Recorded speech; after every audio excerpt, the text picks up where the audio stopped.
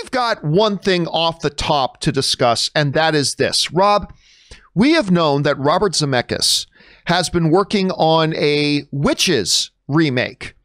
Coming out, of course, Angelica Houston starred in the 1990 version of that one.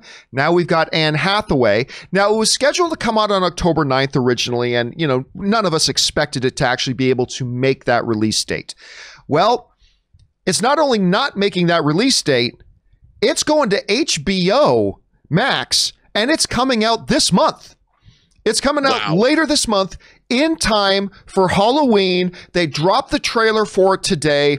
And look, a couple things about this story that stand out to me.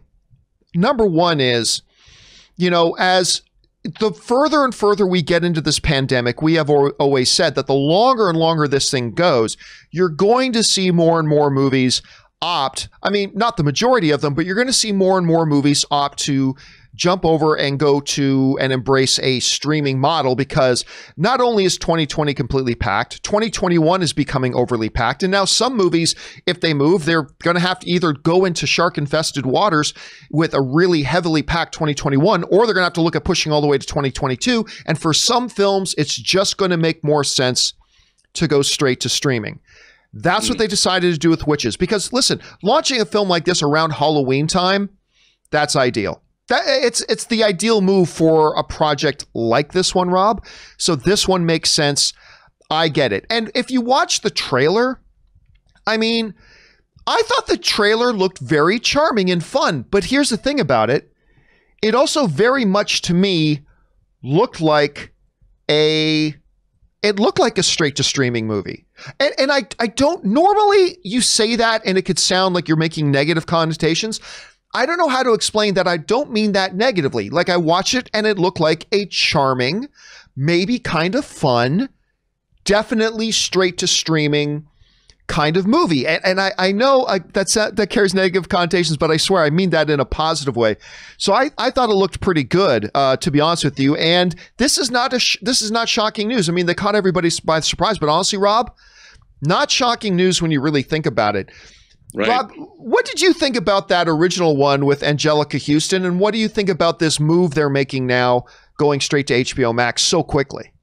Well, first of all, I love the original. I'm a huge Roald Dahl fan. You know, I grew up reading Roald Dahl's work, like Charlie and the Chocolate Factory, Charlie and the Great Glass Elevator, James and the Giant Peach, Danny the Champion of the World. I really liked the original film. I thought it was pretty terrific. I love Angelica Houston, but in terms of this remake, I think Robert Zemeckis is the perfect director to bring this material to life. I love Anne Hathaway. And I think, you know, John, this isn't probably a $200 million movie. And I think that putting it on HBO Max is the right move. I think they want new subscribers. We're getting a brand new piece of A-list content made by A-list creators starring a pretty A-list actress, depending on what you think of Anne Hathaway. I think it's great. I do. And I think, you know what? This is the beginning. We are watching the beginning of the future. I hope we're not watching the end of theatrical distribution, but we're definitely seeing people are having to deal with this pandemic. And I think getting this movie out for Halloween on HBO Max is a really good move for everybody.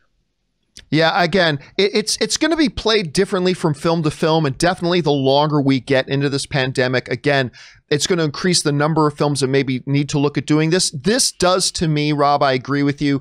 This looks like the prime candidate kind of movie to do a move like this, because you don't want to push this one off a full year till next October. And next October, by the way, is already getting kind of crowded. So you don't want to move it to October of 2022. So it does seem to be a good move. Question is for you guys.